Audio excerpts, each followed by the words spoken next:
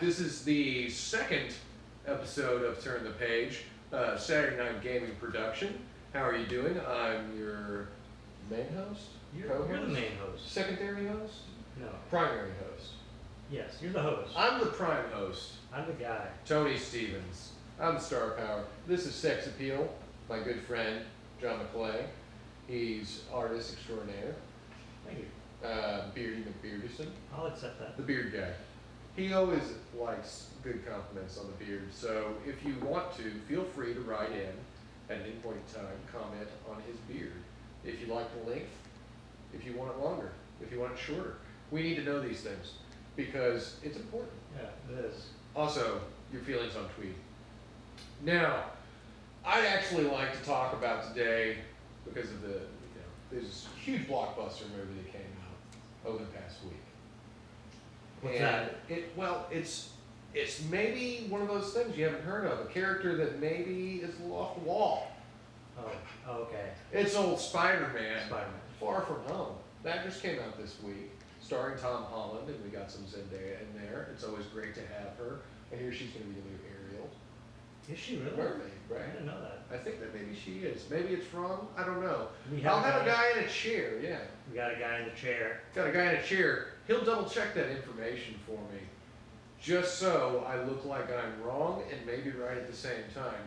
Now, We can edit it out later. yeah, we could. We can Yeah. just cut that or leave it in. It's neat either way. Okay. People kind of look at it. They're like, "Whoa, what is he doing? He's a real guy." No. Oh, it's authentic. Yeah, it's being authentic. Not quite as refined as Real Howard people Stern. make mistakes. Right, they do. You know that I'm not a bot. Why? Because I clicked 3 squares that all had cars in them, and that's how they know I'm not a bot. Alright, so you want to talk about Spider-Man? I do. I do. The old web slinger himself, old webhead, created by Stan Lee. And New Little Mermaid is Halle Bailey. Halle, no, it's not Halle. Say that. Halle Bailey. Bailey. Halle Bailey. So you were wrong. He was wrong. It's not Zendaya, It's not her. but she was great in The Greatest Showman. I led you wrong the other night. My guy in the chair wheeled me in the middle of traffic, and he let me get hit by the bus. Thank you, guy in the chair. It's in a wheelchair. Yeah, it's a Anytime. wheelchair that I'm in now. Just for that, when we get old, I'm going to have him push around my wheelchair. That is now his fate in life. However, back to the point. Spider-Man. Oh yes, you said Stan Lee. Stan Lee But- created this guy. Also, The great Stan Lee. Steve Didn't- Ditko? no, I thought Kirby had a hand. Do we want to debate over Kirby versus Ditko? Well, I'm just saying, like, I thought that Kirby had a hand in Spider-Man. Kirby, His design. I think that Jack Kirby had a hand in everything that is the Marvel Universe. Yeah, like the way it looks. The way it looks, the Yeah. appeal, the design quality, the art reference that they were using for the longest time before people started trying to change it up. Yeah, Lee came up with the character. He came up with the characters. Spider-Man created by Steve Ditko and Stan Lee. I'm And completely Stan Lee. wrong. So Steve Ditko. I'm authentic too, because I'm Amazing Fantasy number 15 in 1962. 1962. Wow. And all of the stories, that's what I think is so great about the Stan Lee storytelling aspect, is that the stories that Peter Parker went through even in 1962 can still be relevant to what we're witnessing today. Well, they're just human beings being human, and Right. humans haven't changed that much in, like, 50 years. Not really, but even with these kids running around these days and they've got cell phones and they've got their Twitter accounts, they've got all these things to keep up with. They think everything changes from generation to generation, but the relationship problems, the monetary issues, the family ties, the responsibility, those core aspects that made Peter Parker what he was. Yeah. What every movie tries to push forward on us about him, what they're selling us on this guy is that he's a guy. Like a lot of the stories, you got a superhuman who's trying to be a guy. Like Superman, Oh, like he's not. right? He's not Clark Kent's the human. costume. Yeah. He's trying to pretend to be a little bit less than he is. He's Even, trying to pretend to be. Even Batman a little bit. Yeah. Bruce Wayne's trying to be less than he is. Well, I was thinking, like, Batman is who Bruce Wayne is. Exactly. Bruce Wayne is Is a the mask. is a facade. Yeah. It is. It is. And so he's always trying to downplay who he is. Whereas Peter Parker is Peter Parker. The story is about Peter Parker. Spider-Man's kind of like this image that he has to put forward so that he can keep himself safe, Yeah. so that he can give people this kind of ideal of hope. That was the kind of Peter Parker that I grew up with, and I kind of fell out of comic books for a little bit, so I'm not up to date on what's been happening to Peter Parker in comics probably for about the past 10 years or so. Right. So like when you're talking about, you know, Spider-Man as a teenager, growing up with these powers, being a guy, it resonates with me, and the same thing in the movie. That's the angle they went with. That's very much a Spider-Man, you know. Yeah, yeah, like That's the one that you're basic, accustomed to. basic Spider-Man, but basic in a good way, you know. Basic in the best way. Yeah, Yeah. but That's like, the guy, the ever guy. so what has happened in the comic book? Like, cause I know you're a little bit more up on things than I Yeah. am. Well, one of the biggest things that I think that happened in the comic book for Spider-Man in the past 10 years is a fellow named Dan Slott. Dan Slott started doing an amazing run of storylines with him, beginning with The Ends of the Earth. Now, I don't believe that's where he first started, but that was one of the best stories that I've read by him. Spider-Man has to travel through the world and battle each of these elemental style villains, much like the Oh movie. yeah, that's just like the movie. Is this? Do you think the movie took that element? I think he took a cue from that. Yeah, Yes. Do we have a question? Yes, Three Pawn. I was wondering, who do you think the best Spider-Man villain is from the comics and the movies? I mean, like both, two different questions. Okay, so two different, or a double-parted question. Who's the best villain from the comics Yeah. at the core, and then from the movies that we've seen rendered, we're going from Sam Raimi's all the way up. I'd say any movie. Any movie, even Yeah. like a TV movie from like 1970. 1970. Yeah. Yeah. Sure. Or the animated series. I need to rewatch that. Oh, it's horrible, but I love But it. like, no, I mean, I like, I grew up in an age where Venom was like the biggest thing in comic books, and so it really sticks out in my mind. And I don't know if he's like what I would call the best character. He's not super complex, but visually appealing. appealing Very to me. aesthetically. Or at least to the 10-year-old version of me. 1990s, everything's hardcore. Yeah, I think as a kid, I was more into the Venom type characters, the Carnage, just because of the visual panache they had and the destruction, The teeth. their power, the teeth, the tongue, slobber. everything. But as an adult, I feel like a character more complex, like Osborn, would interest me more. So maybe in the days that you were reading comic books, Venom appealed to you. Yeah. But as you grew and you started watching some of these movies that came out, Or just matured as a person. right, you know, Because like, you know, the motivations for Venom are very basic, you know, very... they're based and emotional. Yeah. It's elemental. It's that primal instinct that Venom's running off of. And I think that's what made him an interesting character in his original representation. I still As go to- drawn by Todd McFarlane, because Todd McFarlane was really great at the fangs, the slobber, the demonic look, and I think that was the appeal of him, was that raw, primal, emotional, gotta get this thing done. That might have been part of it stuff. too, the way he was rendered. Like Right. him and Eric Larson really pushed the visual on Venom, I think. The visuals are amazing in those days. And I'd have to agree, back in those days, I was really heavily into Venom as far as the comic books that were coming out at the time that I was a young man. However, I had a lot of the original issues that my father had given to me.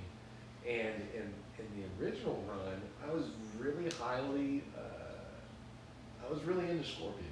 Scorpion? Yeah. Really? I don't know why. The green suit, the fact that it's a scorpion versus a spider kind of issue, Yeah. that the animal kingdom rivalry kind of That thing. reminds me, wasn't there another one like the Tarantula or something like that? There was a black tarantula, if I remember correctly. I want to say it was on Good one of the covers of knockoff. like Spectacular Spider-Man. Oh, they had that tied on bandana kind of hat. You But know, like the that's- first time cause like a lot of stuff, like I wasn't introduced to a lot of these characters in the comic books, because when I was growing up, like there was the Saturday morning cartoon show. Oh. So a lot of these. Amazing Spider, Yeah. or Spider-Man and His Amazing Friends. Oh yeah. Who didn't watch that? Well, I watched Everybody. a little bit of it. It was great. Well, we actually got a character that originated in that series. It wasn't in the comic books, and then later made her way to the comic books. Firestar. Yeah. Yeah, I watched that. The Lizard was one of the characters on there that I thought was Lizard's pretty good though. Yeah, but he's Doc Connors. He's the anti-hero tragic villain. yeah, it's tragic, but it's still very primal. Like he's just fighting like an animal at some points. You know? Yeah, that's true. Especially the Spider-Man by Todd McFarlane issues, very visually stunning, but just basic villain. You know, it's not. That's true.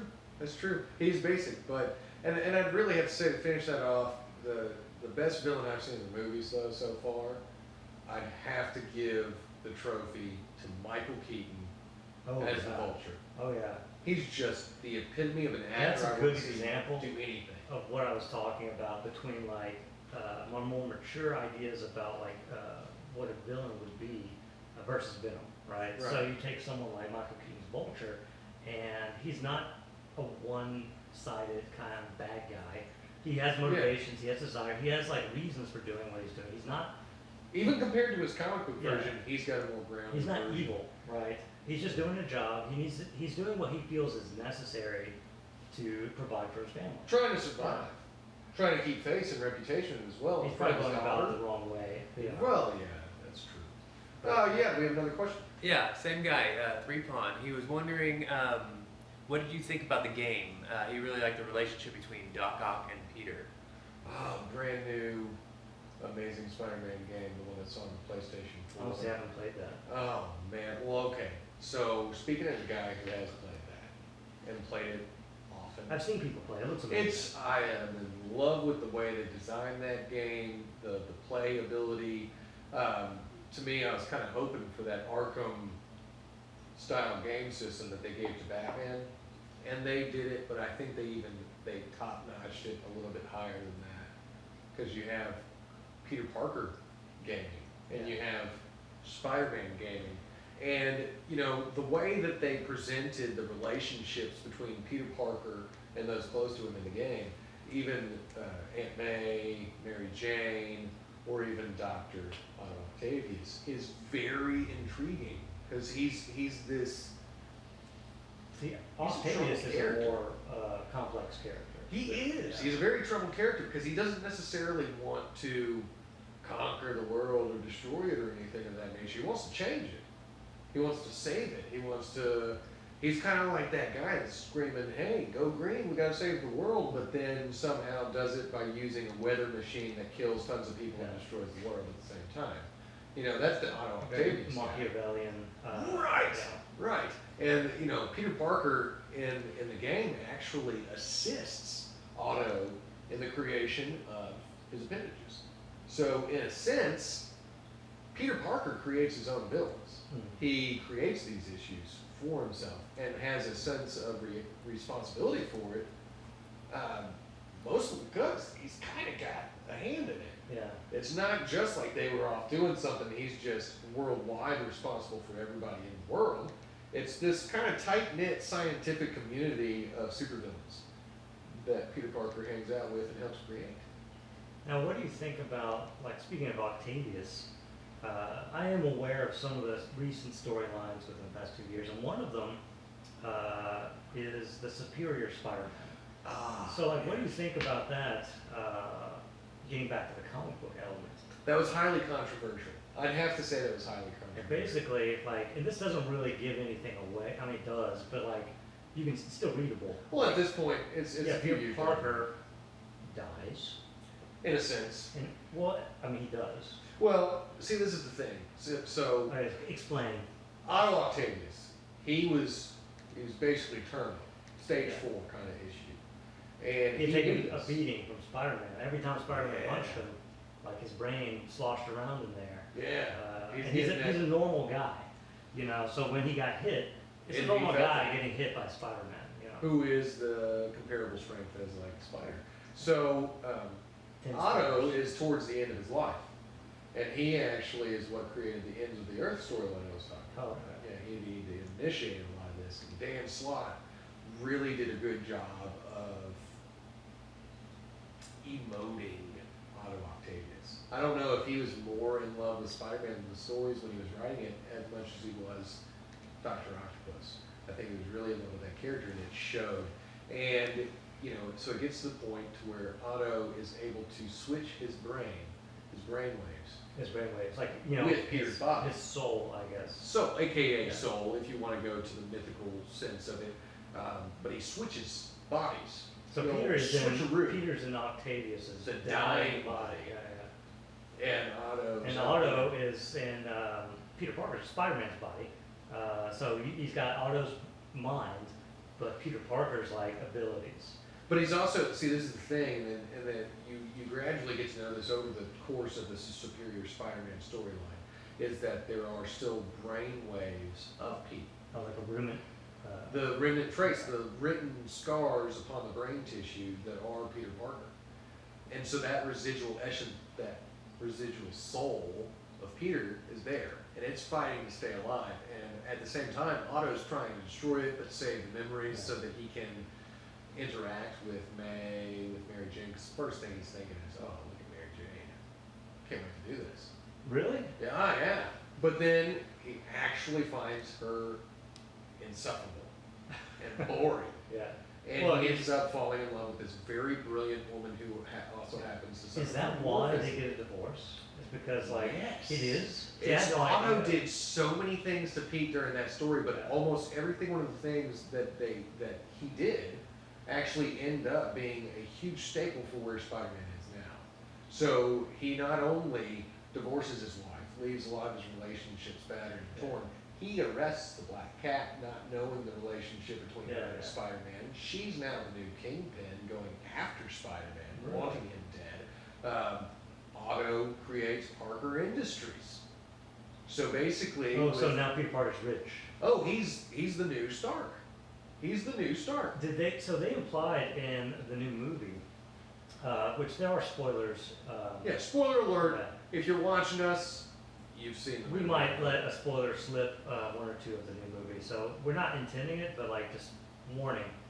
Turn it off, Scott. Yeah, and this isn't actually a spoiler, I wouldn't think, but like they kind of. Turn it into window. Yeah, they're setting up Parker to replace Tony in a sense. Technologically speaking, I think they want Parker to be the brain of the new MCU because remember when they were talking about the rips in reality with Beck True. and Parker's eyes lit up and it was like, but how is that possible? I mean, Smartest this- guy in the this- room. Never yeah. apologize. And they for keep that. talking about Peter being incredibly intelligent. Like, True. we have a hand raised. Uh-oh. Question? Speaking of spoilers, someone has a spoiler question about the movie. Okay. Kung Fu Captain asks, what's your opinions on how the Skrulls' reintroduction in Far From Home differ from Secret Invasion, i.e. the infiltration and such? That's a Tony question. Oh, man. Well, going strictly off of the comic book world, the Skrulls were always malevolent. Yeah, they kind of changed that with MCU. They did. The MCU, being a unique reality, has presented the Skrulls to us in a very identifiable way. Unless it's all a long Trains. game. Oh, well, it could be a long game. Now, that's true, but they're lovable. They did mention the Kree sleeper cells in this movie. I don't know They if you did. caught that. They did. Yeah, so they're Who we're at war with, and that's the thing is that, and one of the biggest things that I took from this movie is when they said, sometimes there's a phase in your life, and you have to move on to the next phase. Oh, they said that? Yeah, so thinking of the world and Yeah. the movie trend of this is phase 1, 2, 3, so now we're moving on to a new phase. So that's really, this one really, I think, caps off the initial storyline of the 22 movies, the first 3 phases, the Infinity Saga, as they put it. Yeah. And this moves us into a new phase. And it does seem like they're going to be introducing a lot more cosmic level events Yeah. within this new phase because, and thinking about the fact that they're going to be possibly introducing some people like the Fantastic Four. Doctor Doom. Doctor Doom. We're talking Galactus. cosmic level people. Silver Surfer, the Guardians of the Galaxy, or the Asgardians of the Galaxy. Adam that are out Warlock there. is probably gonna show up. Warlock and number 3 of And I think that something like, the stuff like that, the cosmic level stuff, Silver Surfer, Galactus, I don't think that the audience, a mass audience, would have been ready for that until after. But they're like, going to want we've been somebody to identify with, and to answer Kung Fu Captain's question, I really think that that's what they've introduced the Skrulls in the sense that they have to do. I think they've given us somebody that's a lovable cohort within the superhero world. So they're not necessarily the superheroes we're looking for, but they are those lovable characters that we can identify with, find funny, Yeah. and go along for the ride. Do you think there's gonna be some sort of like secret invasion, like betrayal? I don't know if they would Skrulls? actually do a betrayal of the Skrulls at this point within the MCU. I think they would honestly.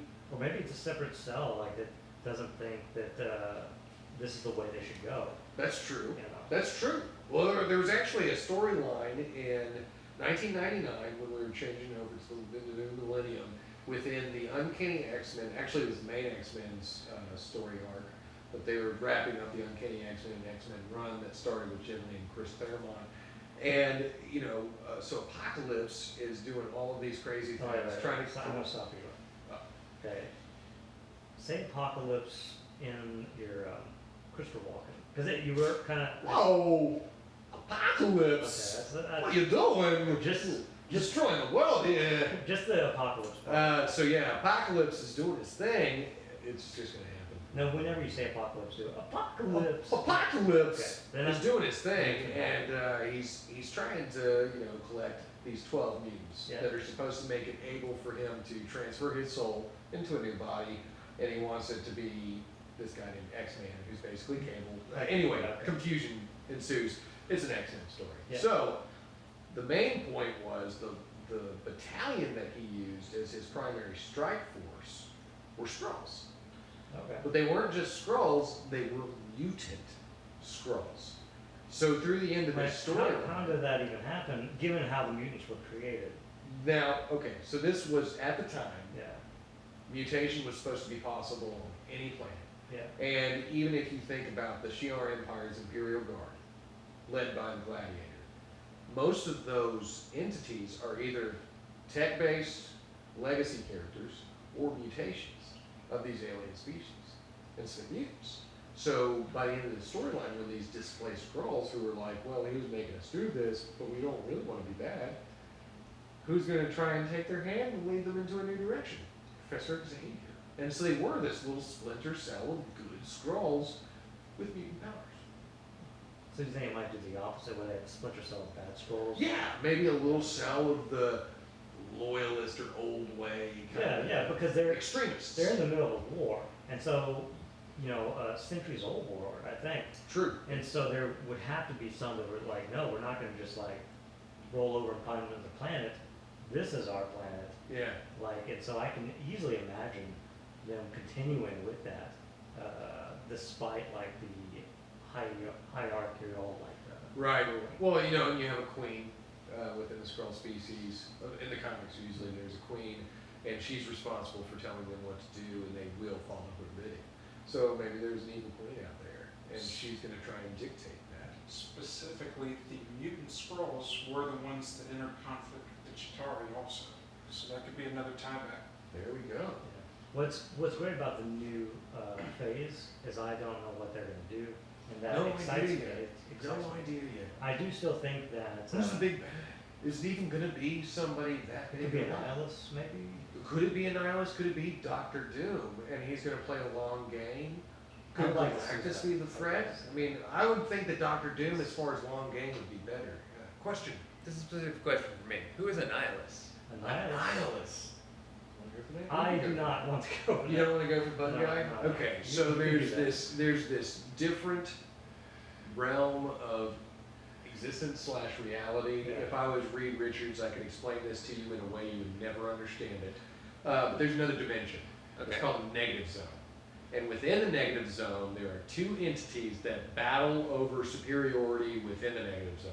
Blastar, this big bearded guy who can shoot lasers out of his hands, or Annihilus, who has control of what's called the Cosmic Control Rod, and gives him the ability to control this humongous army of devouring insects. So basically a horde of locusts, and he's the king locust. Cosmic locust. Cosmic locusts, and they can eat planets, they can go through anything. As long as he has that control rod, that's what happens. And that was a huge part of a storyline called the Annihilation Wave, led by Annihilus, that hit the Marvel Universe and reintroduced and truly fastened in the popularity of some people's favorite characters, such as Rocket Raccoon, Star-Lord, Gamora, Drax, Adam Warlock, Groot. I mean, these were random nobody characters from back in the 70s, and then around 2008, I believe, is when they introduced the Annihilation Wave storyline, reintroducing a lot of the cosmic level characters. Now, in that storyline, were like Rock and Groot, had they formed the Guardians at that point? It was introduced during that storyline, just like in the movie, in a way where they're in jail, and as Star-Lord's being presented his cast of characters, they're giving him to them as they're in jail cells. Yeah. And so they are who they are, you know, Thief So, yeah. and his muscle. And Because I knew the Guardians of the Galaxy to be a completely separate thing, and then I wake up one day and it's it's a raccoon. It's a raccoon. It's a tree. Yeah, it used to be Vance Astro. Well, it's in the future. It's futuristic. It was futuristic, and that actually had the Yondu, Yeah. Data. It was actually an archer from that. Yes. It's not a question, but Kung Fu Captain made an interesting point. He said, or made an interesting statement. How true it is, we're not sure, because it says, well, it starts off saying, Annihilus is pretty terrifying, and right now, Mark Hamill is rumored to play him. Mark Hamill voicing Annihilus. I mean, well, Mark Hamill and his voice acting capabilities are astonishing. I like Mark Hamill. I mean, who didn't grow up in the 90s? Well, obviously there's a lot of answers that would contradict growing up in the 90s, but out of the people who grew up in the 90s, who didn't love Batman the Animated Series? Oh yeah, Joker. Joker, that voice right there. But I didn't know Mark that was Mark Hamill Wow. until much, much later. And that, I think, really solidifies my point that he is just an amazing voice actor. What else has he done voice act? I know he did Chucky. I haven't really watched that. But voice acting wise, do you know? Well, I know that he's reprising Joker a lot of times. He was in the original Flash series. We went over this last time. Yeah, yeah. I think we devoted a lot of time to Mark Too Hamill. much time. Is there too much time for Mark Hamill? I'm Oh, sorry. we need. Yeah, sorry, Mark.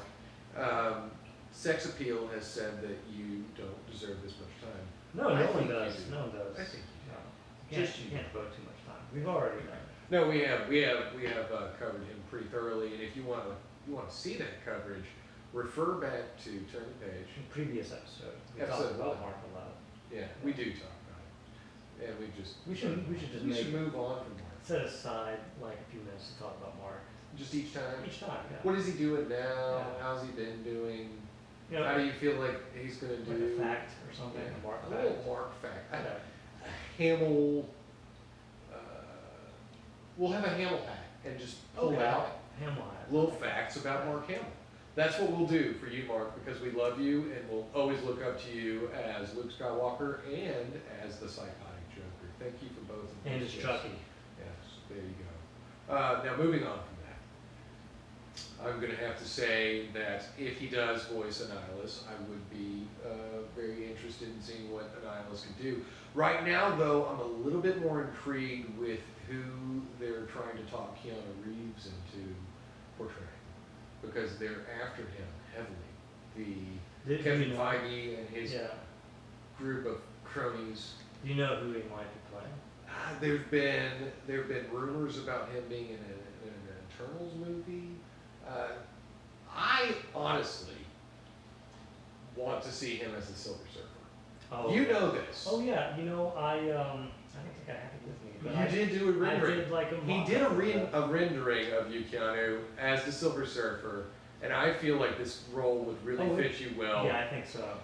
as a solo Can we man. put that in, like? We should try guy in the chair that's currently in the kitchen. Could you? There's no kitchen here. I'm just playing. Could you try and get that image, and at a later date and time, just put that on in. Just drop it in. I'm gonna, drop By the way, drop it in right.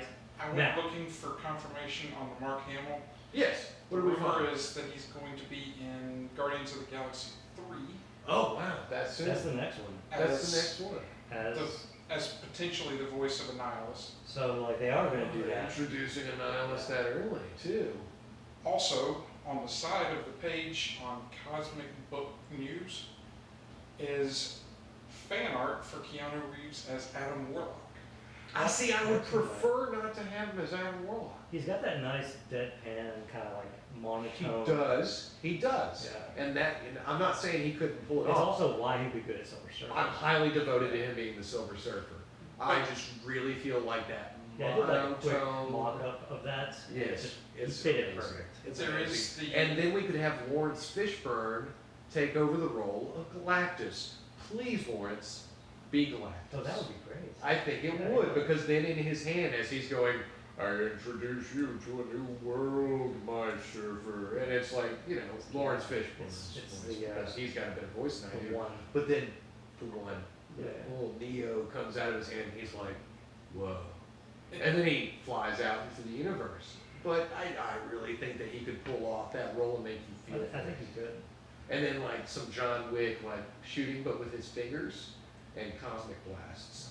Just because I'd like to see him do that. It would be a funny part of the We've movie. already seen him do that. We have seen him John do Wick. that, but I think that that would be a funny part of a Silver Surfer movie to give that humor that they like to throw in nowadays. Maybe you Where could he's do one of just those, like- like a trick shot, like a little behind the neck. Yeah, like and then it like bounces off some stuff, hits some people. I would like to see, instead of like a shot, like just a straight laser that he's just like that. or Yeah, something. so it could be something like that. Maybe have Howard the Duck be his sidekick in the movie. Have they said anything about Howard the Duck coming back? I'd really Mark like to Hamill know would that. do that. Mark Hamill could be Howard the Duck. Let's discuss that. But he can't be a nihilist and Howard. No, why not? Well, I thought he was a talented man. he is a talented man, but we also like to give other people work. You know, this is all about giving people jobs.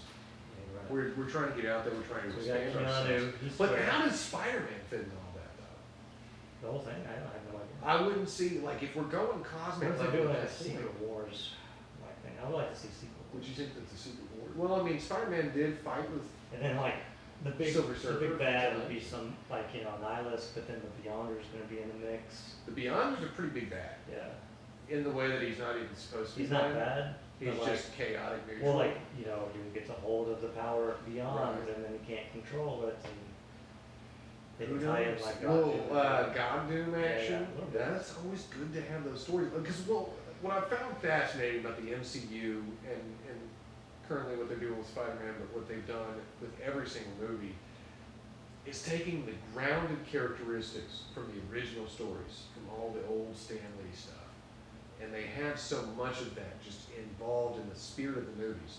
But then they take a lot of these new, very intriguing storylines and they spice it up. Mhm. It's just like that old Emerald guy in the cooking show. He just goes bam, and he spices it up a little bit. And so they have that classic story arc and that classic characterization of these characters. That's a lot of use of the word character, but they spice it up with these new stories. And I think that with Spider-Man, giving him that introduction as a teenage guy, the guy that you identify with, Yeah. but with some of these new story twists, such as him going around the world and doing things that he never really used to do. He was just based in New York. That was Yeah. it. He was your friend. Shadow Monkey or whatever. Night Monkey. Night Monkey. Night Monkey is my new favorite thing in the world. I want Night Monkey to be a comic book now. Like his own thing. Like his own thing. Like it's a guy that saw Night Monkey doing a thing who was Spider-Man, And he but was then becomes inspired- his own Yeah. Night Monkey. And maybe he's French. I'm okay with the character being French at this point, so that he could be a little bit more debonair. Yeah. Because I don't even know what debonair means, but it sounds French. Night Monkey sounds good. Man. Night Monkey seems debonair. He seems like your classic thief, thief of the night, but does the right thing because he's got a conscience. Maybe. Just not when it comes to not taking things that aren't his. He Like- wants it more. Like the persona, like he took, Right. it was not his. Exactly. He stole Persona. He'll steal the tech to make him a better Night Monkey. Maybe some sort of a prehensile tail attachment. Maybe he could be a ninja monkey. Yeah, well, there, I was thinking Iron Monkey. I don't know if you've ever seen that. It's a kung fu movie from back in the day. I'm trying to think, was it you and Wu Ping did that? Maybe. But Iron Monkey, go see it. It's a good kung fu movie. You probably have to go rent it or download it or Yeah. YouTube it. Maybe. I don't How know. old were we It's talking? not that old. Maybe 90s, early 90s, something like that. It was good. That's what made me think of was It's Iron something Monkey. worth looking into. Yeah. So this might be a guy who's kung fu oriented. Yeah, yeah. Becomes a Night Monkey, steals the character, Yeah. but then steals the show. Mhm. Because Night Monkey's already stolen our hearts. We're looking out for you, Night Monkey. Marvel, bring it to us. If you can give us Squirrel Girl and Gwenpool, you can give us Night Oh Monkey. yeah, I would love to see a comic book dedicated to Night Monkey. There's actually a comic book right now that I was really interested in trying to tell people about. But there's this Deadpool comic out right now, and the storyline is pretty simplistic, but a lot of the wacky characters within Marvel Universe, such as Squirrel Girl, Howard the Duck, Rocket, Groot, you know, these are characters that they're showing in this, they're being killed off. There's a murder mystery going on. Deadpool is and- taking it upon himself to solve the murder. and he and the other wacky characters, old Howard the Duck and Rocket and Groot, are That going sounds out actually trying to pretty save great. themselves I and think solve the mystery. It's wackadoo and fun and just classic campy. I wonder how they're going to integrate Deadpool. And I heard that while Ryan Reynolds is still going to be Deadpool, they're going to go a different direction, whatever that means, with the character. They may have to go a little bit more sinister with him for a while. Maybe make him a little bit more of his evil counterpart as he started. Or like more fourth wall, or Maybe. what do they mean by different direction? They could I be cannot imagine. anything. Well, you know, so much of these Fox movies with him were so stapled around the X-Men universe. Yeah. And now with the X-Men universe being in flux, we know that everybody else is going to be replaced. We know that we're going to get new actors. We know that Hugh Jackman probably won't be Wolverine. Why? Because he's aging, and this is going to last another 10 years. So unless you want a realistic version of Old Man Logan, right there, yeah. yeah, I mean, that's the only way Hugh Jackman's doing that. And I don't mean any offense to you, my very beautiful friend Hugh Jackman, but sometimes you have to be okay with characters replacing characters. And I think that one of the greatest ways that we've seen that is not only with the Batman series. You know, we've gone through Keaton. Everybody One of loved the Keaton. greatest. Like Keaton this. was great. Keaton was great. I love Adam West in Everyone some else. ways, but I love Michael Keaton. And then we got Kilmer. Not, I mean, Val He was Kilmer- good. Yeah, just He not was my cool. Batman. Not my He Batman. wasn't my Batman either. And then there was another guy that everybody forgot. Other guy. He might have been a doctor on ER, and then everybody was like, "Stop acting." I'm not even gonna say his name because I don't want him to. You don't remember it, do you? Yeah. I do. I totally do. I remember his cameos on Roseanne. George Clooney. George Clooney. I know your work history. I just am not fond of the work that you did on Batman, and I would think it's like his it if fault. you released. I think he should release a statement blaming it all. on He George thought it was all Schumacher. him. But like, no, it's not George. George, it's not your fault. You It's know? Joel Schumacher's fault. I Yeah. mean, single-handedly, that guy tried to destroy Batman. George as just an idea. did what he was told to do. How do you feel about the difference between, and before I move on from, Yeah, we're going off on George Clooney tangent. well, we are, and I don't feel like I really want to hate on him that much. I didn't like him as Batman. I didn't like Batman and Robin. I didn't like Batman Forever, but I really hated Batman and Robin, and I don't blame that on the actors. I do solely blame that on Joel Schumacher and anyone who gave him the license to kill Batman.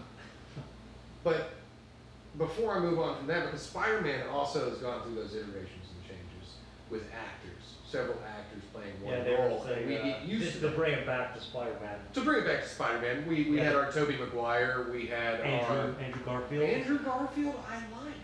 See, like, you know, if I was to order my favorite Spider-Man of the recent movies, it would probably be Tom Holland. Perfect, hits the character tone, perfect for me. Tobey Maguire, same but a little bit less. And then Andrew Garfield didn't feel like Peter Parker to me. And so that's the order I would put them in. And I know that you had the opposite. Okay, no, well, not quite the opposite. I mean, Tom Holland is great. Tom Holland is the epitome of Peter Parker. He just jumped off the page and became a person. I'm pretty sure that that's how Kevin Feige found him. He basically created a machine. He's like a mad scientist. He created a machine to pull Peter Parker straight out of the ink of a print comic book, the original #1. Pulled him out and created him and told him, And your gave him name a is secret Tom. identity. Yeah, that's why he can never keep the scripts a secret, because it's his own life he's telling you about. It's actually It just Peter comes Parker. out naturally. Yes, yeah. So Tom Holland's the mask. Peter Parker's reality. Yeah. But he is amazing, and one of the most interesting things about him for me was seeing a comparison photo of Stan Lee as a young man. Oh yeah, I and saw Tom that. Holland. I saw that. It looked very similar. Oh, spitting image. But after Tom Holland, which I would place up here as real Spider-Man, Oh, he's literally the real Spider-Man. he's literally the real Spider-Man. I've seen it in action. And then He can do all those things. well, right backflips. below him, I Yeah. would put Andrew Garfield, because Andrew Garfield did a lot of good characteristics. Not quite Peter for me, but a good take on a kid from the Bronx who randomly got powers. It's like, what if it was, instead of Peter Parker, it was his older brother, the slightly more edgy Tom Yeah. Parker. Not as awkward older brother. Yeah. He's more cool, he's more tall, he's got the That's cool why I looking didn't like girl. feel. Yeah, like he wasn't the awkward kid. Now, he if you wasn't want the awkward. complete awkward kid, the guy that nailed being the nerd that nobody wants to talk to, sitting in the back of the class, Tobey Maguire. Tobey Maguire nailed that. He just didn't nail that in the way that I thought I could ever Yeah. think of him as a hero or as. Well, he Peter didn't Parker. nail the Spider-Man part as well as Tom Holland did. I liked it better though when he was in the mask, because then I couldn't see him making the cry face. Yeah. His cry face disturbs me. It scrunches up, things start coming out of him, noises, liquids. Yeah. No. Okay. Just stop right there. Yeah, But it's like, it's moist. Yeah. It's just Mm. he's my second choice. Tom Holland's It's- number one. Andrew actually, I Garfield. put it like guy in the chair. Look up who played Spider-Man in the premiere TV sitcom movies from the 1970s. He's my second. Well, there was like a He's my made-for-TV second. movie. Yeah, that guy. Yeah. That guy. He's my second favorite. Okay. I think it'll be Tom Holland, whoever that guy is that he finds out for me. Wait, can we include like animation as well? Like so for Okay, me, well then, the animated series Yes. from the '90s, that's Peter Parker. no, I'd still say Tom Holland, animated series, the guy from the 70s, then Andrew Garfield, Okay. then Tobey Maguire, if we Nicholas release- Hammond? Nicholas Hammond. Okay, so Tom Holland, animated Spider-Man. Which one? Because there's two. Like Okay, there's Spider- main Spider-Man the animated series. and then there's the Friends. That's a good Peter Parker. That's good. That's an okay Peter Parker. It's just kind of crazy Is it above animation. He's Tobey? pointing a lot. Is it above? Yeah, he does. Everybody's above Toby. Toby's the No, stunt double He's in like the case. second. best. Okay, so like, if I can get Willem Dafoe to put back on the Green Goblin costume, but Yeah. a more Oh yes, rendered make your own Green Goblin. Spider-Man movie. I want that Green Goblin, Yeah. but I want him to be more looking like Green Goblin from the Yeah. comics. I want him to be flying the Goblin glider with those sharp things that come out of it, and then stab the stunt double of Spider-Man, which happens to be Tobey Maguire. Andrew Garfield. I agree to disagree, but I'll also take another question. On this topic, Kung Fu Captain wants to know what you think about the Japanese Spider-Man series, the one with the Oh Spidey, wow. the one with the Spidey A Megazord. Spider-Man. The Spider Mecha. Yeah. I liked.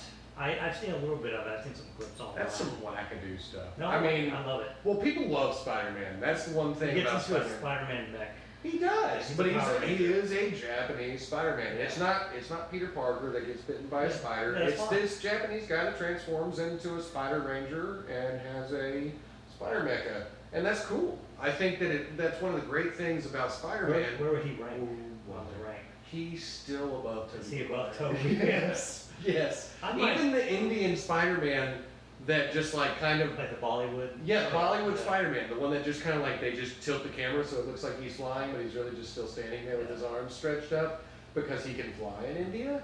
I'm okay with that.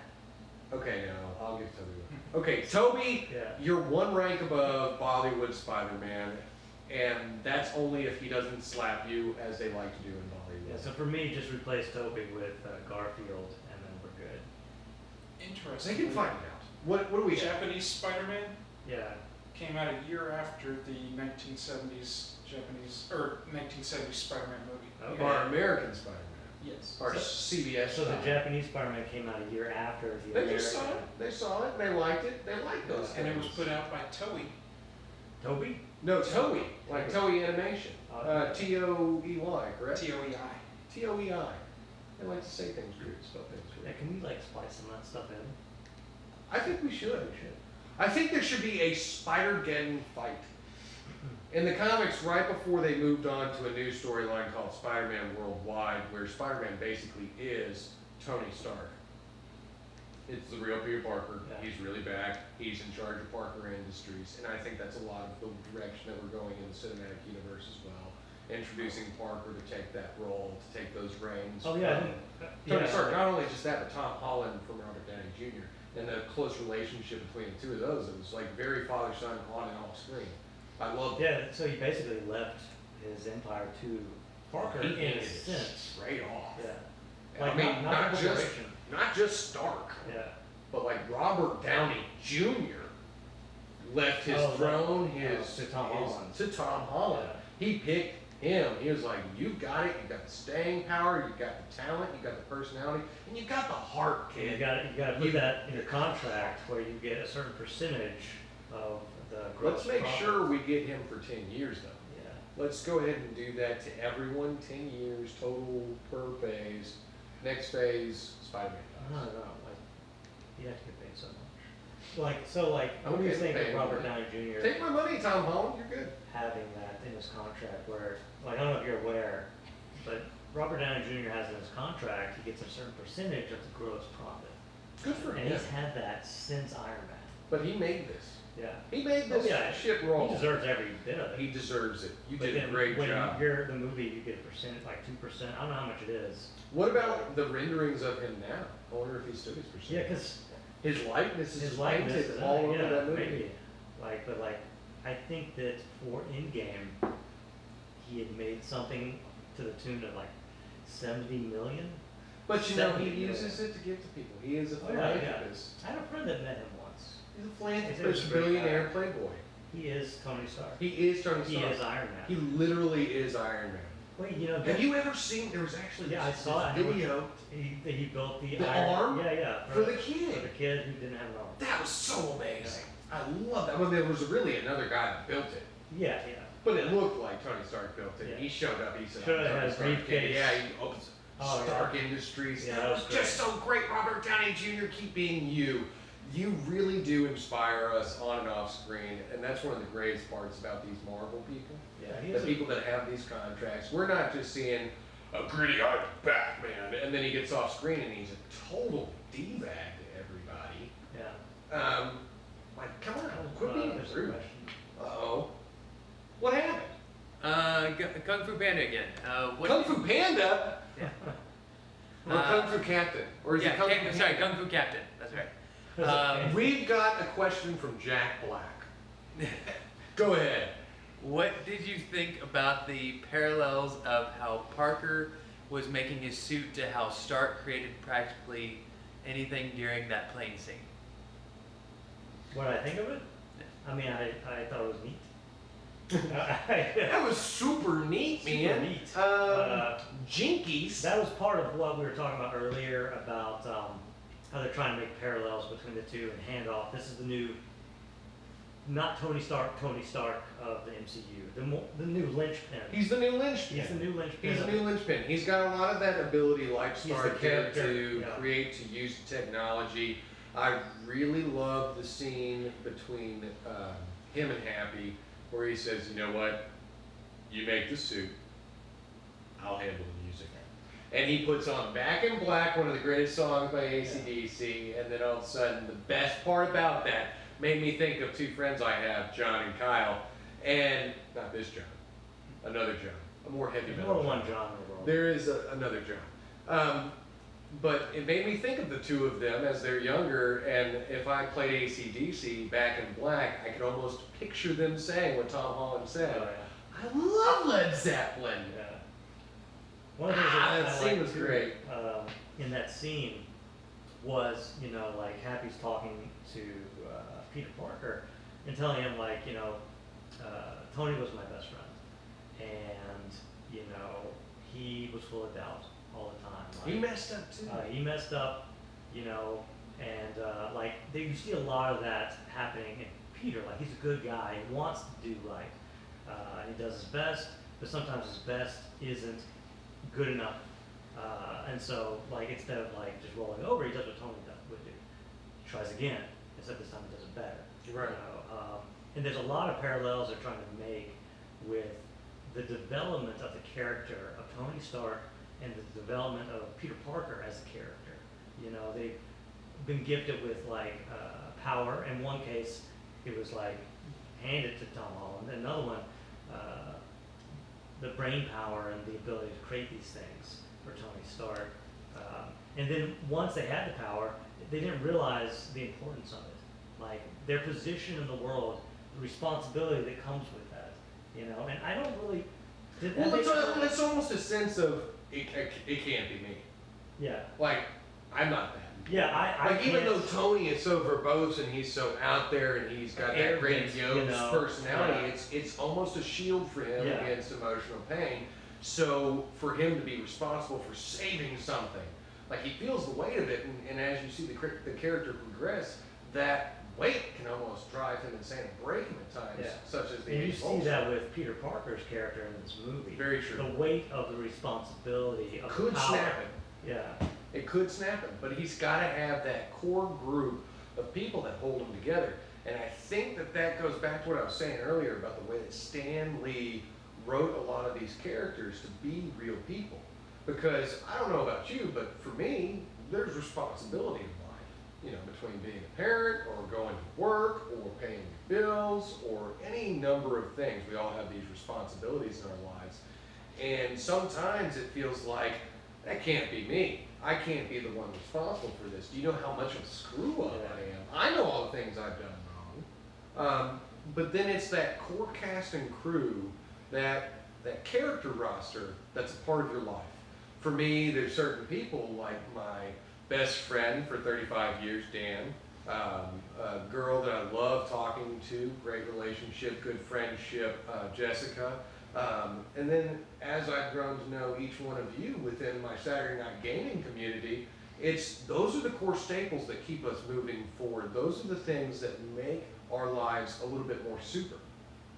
We may not feel heroic, but it's the people that we know that make us a little bit more super every single day because they see the potential in us.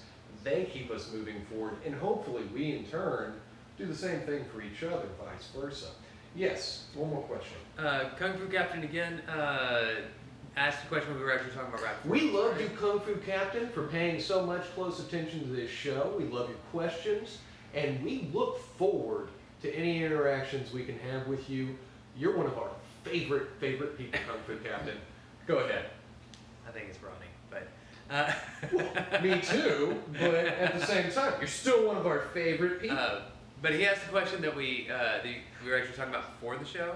He says, do you think Kraven or the Sinister Six may happen now that Parker's identity has been outed? Well, we were What- just talking yes. about. What do you think is Off-screen, going we to were talking come about after this. him?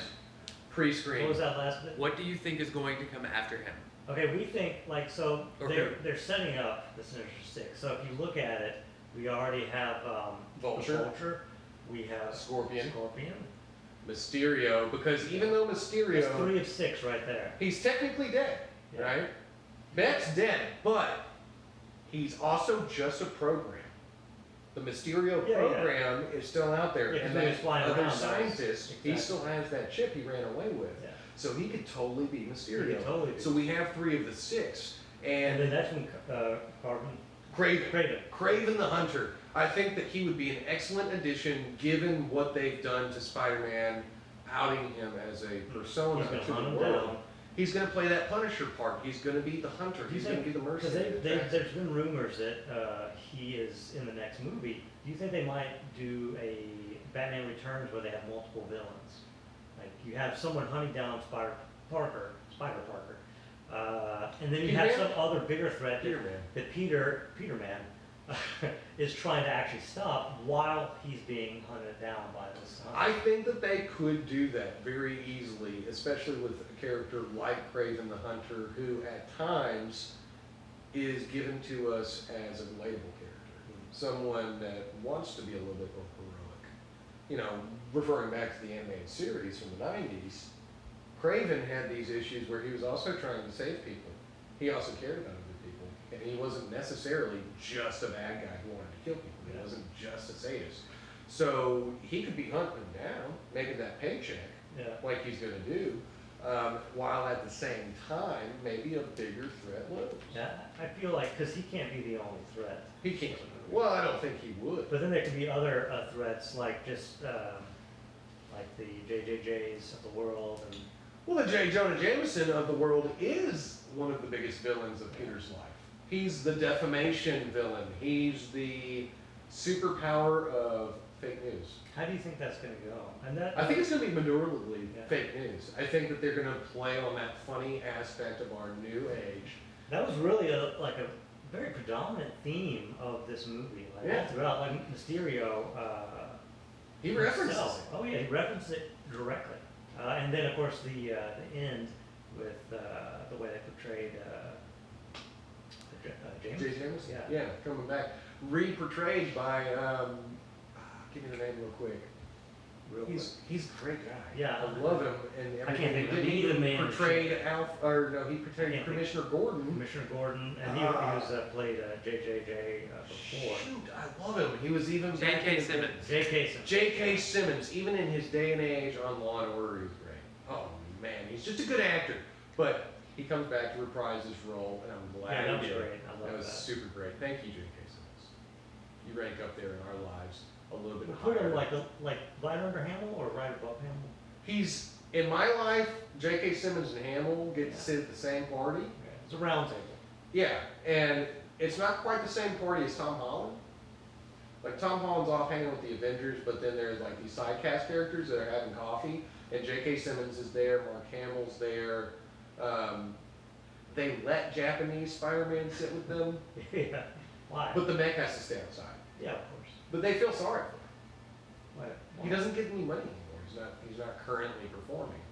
So there's issues with keeping him employed or maybe fed. So since they have this nice coffee party going on, they let him come in. That's nice. That's nice.